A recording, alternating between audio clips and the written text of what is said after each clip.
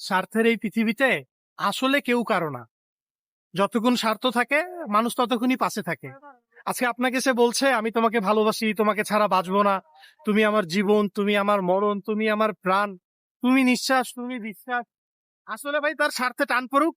কে সে, কে আপনি, এক মুহূর্তের মধ্যে সব ভুলে যাবে, কোনো কিছুই মনে রাখবে না। সাথে কাটানো সময়, মুহূর্ত, মোমেন্ট, আসলে মানুষের কাছে সবচাইতে বড় জিনিস হচ্ছে সে নিজেই। প্রথম প্রায়োরিটি হচ্ছে সে নিজেই। যার কারণে মানুষ সেকেন্ড পার্সনকে কখনোই মনে রাখে না। প্রয়োজনে মানুষ মানুষকে ব্যবহার করে।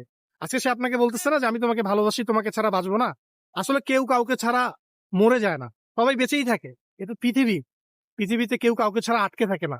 সময় যেমন কারোর জন্য অপেক্ষা করে না, অ্যাট দ্য সেম কোনো মানুষই কোনো মানুষের জন্য অপেক্ষা করে না। এই সময়ে আপনাকে আসলে তার প্রয়োজন, তাই সে আপনার সাথে আছে। এখন আপনার সাথে থাকার জন্য তাকে যা যা করতে হয় সে তাই তাই করছে। তাই আপনাকে সে বলতেছে আমি তোমাকে ভালোবাসি, হ্যাঁ, আর তোমাকে ছাড়া বাঁচবো না। আসলে দেখেন তো কে কয়টা মানুষকে ছাড়া মারা যায় বা বেঁচে থাকতে পারে না। প্রতিনিয়ত সবাই সবাইকে এইভাবে করে বলে থাকে, কিন্তু সবাই সবাইকে ছাড়াই বাঁচে। কেউ কারোর জন্য মরে যায় না, কেউ কারোর জন্য আটকেও থাকে না। আবেগ দেখিয়ে সবকিছু হয় না, আর আবেগ দেখিয়ে নিজের ক্ষতিটা আর করিলেন না। অন্যের জন্য নিজেকে শেষ করিয়েন না। অ্যাটলিস্ট দিন শেষে একটা জিনিস দেখবেন যে দিন শেষে আপনি নিজেই নিজের সাথে। সো নিজেকে বোঝেন, নিজেকে বোঝার চেষ্টা করেন, নিজেকে সময় দেন, নিজের হাসি খুশি কোথায় সেটা খুঁজে নেন। অন্যের মায়ায় নিজেকে নষ্ট করবেন না। পৃথিবী একটাই, আপনি চাইলেও এইখানে দ্বিতীয়বার কাম ব্যাক করতে পারবেন না।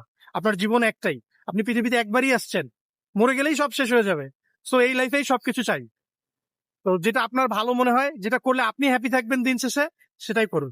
অন্যের কথায় কান দিবেন না, অন্যের মায়ায় পড়ে নিজের জীবনটাকে নষ্ট করবেন না।